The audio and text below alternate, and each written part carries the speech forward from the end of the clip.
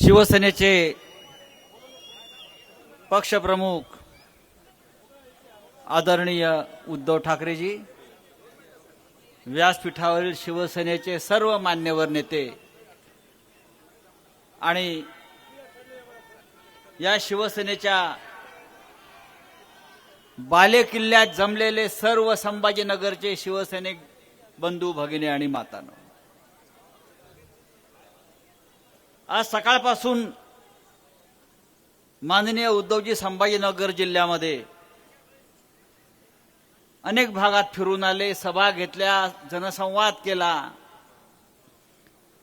गंगापूर झालं, वैजापूर झालं, कन्नड झालं आणि शेवटी आता ते संभाजीनगरला पोहोचलेले आहेत. या संभाजीनगरनं बाळासाहेब ठाकरेंवर, माननीय हिंदुहृदय सम्राट, अफाट प्रेम केलं, शिवसेनेवर प्रेम केलं आणि ते संभाजीनगर आजही ठामपणे माननीय उद्धव ठाकरे साहेबांच्या पाठीशी उभा आहे. हे 2-4 लोक सोडून गेले असतील, ते म्हणजे शिवसेना नाही. ही शिवसेनेची धगधगती मशाल इथे पेटलेली आहे, बरं का. शिवसेना आगे बढ़ेगी, शिवसेना सत्ता पे आएगी, शिवसेना दिल्ली तक जाएगी. मगाशी बघितलं उद्धव साहेब, हे अब्दुल सत्तारच्या नावानं फारच लोक इथे, अब्दुल मिया,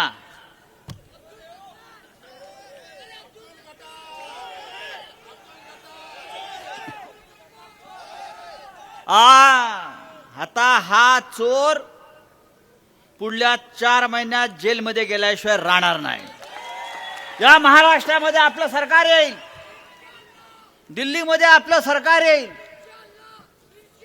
आणि त्याचा हा प्रत्येक घोटाळा, हा अब्दुल सत्तार किमान 12 ते 15 वर्ष जेलमध्ये राहील. एवढे मोठे घोटाळे आहेत.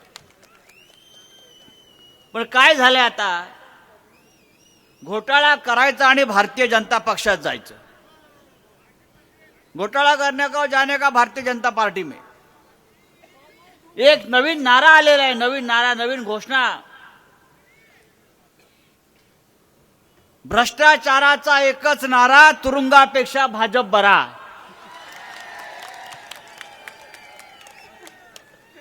भ्रष्टाचाराचा एकच नारा, तुरुंगापेक्षा भाजप बरा. आज हा नारा अशोक चव्हाणांनी दिलेला आहे. अशोक चव्हाण आणि त्याच्यावर अजून काही 5-6 लोक असतील. काही वर्षापूर्वी या महाराष्ट्रामध्ये, या मुंबईमध्ये, या देशातला सगळ्यात मोठा आदर्श बिल्डिंगचा घोटाळा झाला. बिल्डिंग 4 माळ्याची बांधायची होती, बिल्डिंग 4 माळ्याची. सैनिक, हुतात्मे, शहीदांसाठी. आणि या अशोक चव्हाणनं त्याच्यावरती 34 माळे चढवले आणि सगळ्यांना विकले. आणि भारतीय जनता पक्ष या अशोक चव्हाणला तुरुंगात टाकायला निघालं होतं. आणि आज त्याच भारतीय जनता पक्षानं अशोक चव्हाणला त्यांचा पक्षात घेतलं. आधी या एकनाथ शिंदेला घेतलं.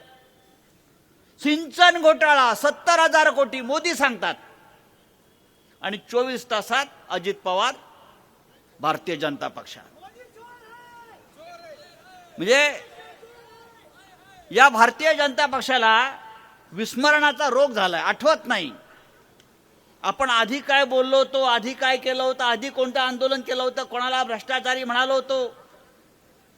हे सगळे भ्रष्टाचारी एकत्र घेऊन भारतीय जनता पक्ष स्वबळाचा नारा देत आहे.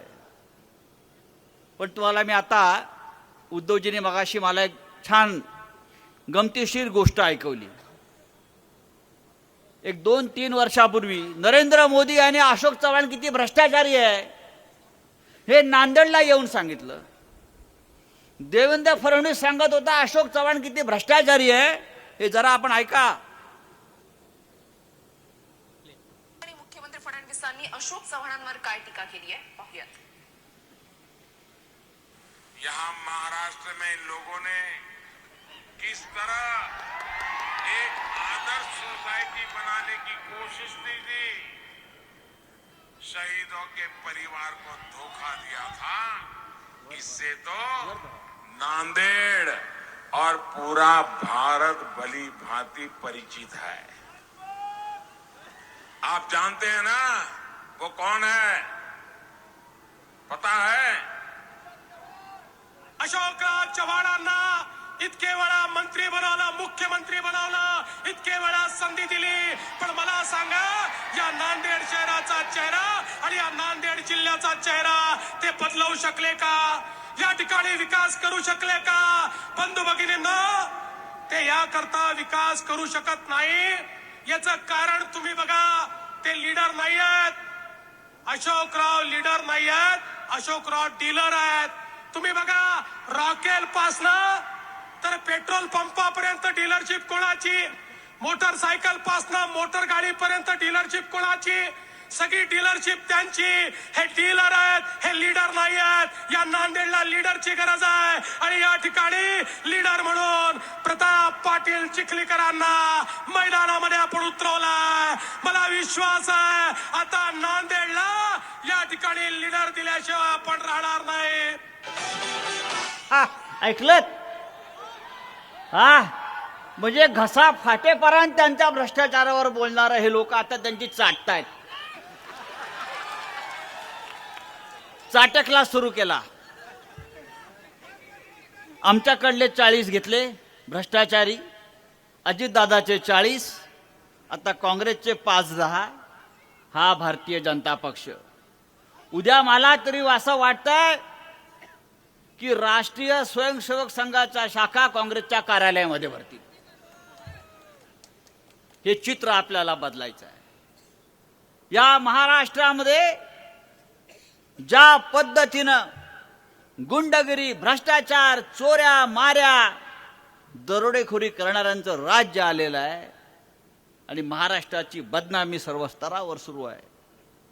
हे चित्र बदलायचं असेल तर पुन्हा एकदा या महाराष्ट्रामध्ये शिवसेनेच्या नेतृत्वाखालचं, उद्धव ठाकरे साहेबांच्या नेतृत्वाखालचं सरकार आपल्याला आणायला हवं. आणि मला खात्री आहे ज्या प्रकारचं वातावरण या संपूर्ण राज्यामध्ये आपल्याला दिसत आहे, हे वातावरण शिवसेनेला पोषक आहे.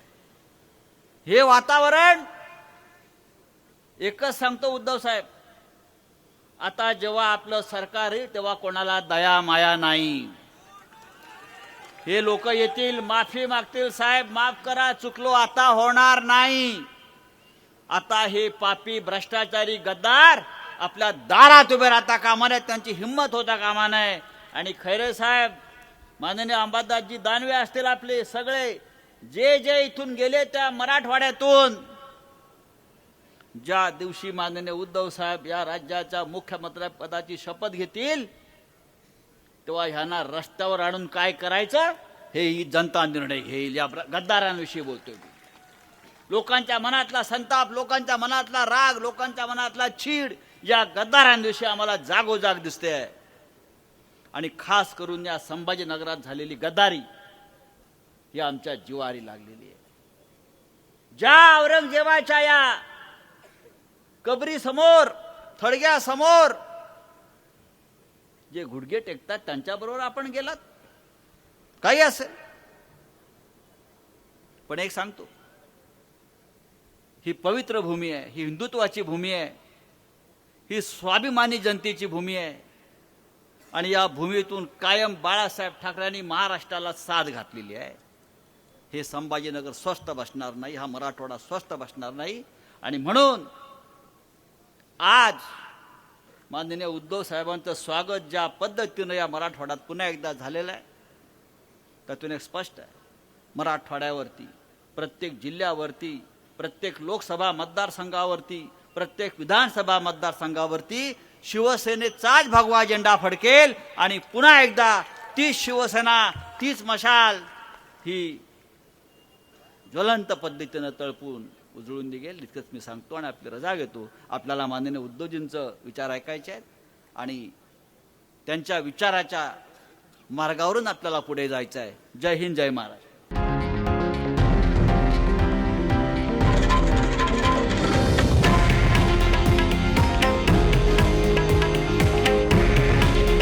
हे आहे देशातील नंबर 1 न्यूज नेटवर्क आणि आपण पाहत आहात TV9 मराठी. काळजी तुमची, हित महाराष्ट्राचं.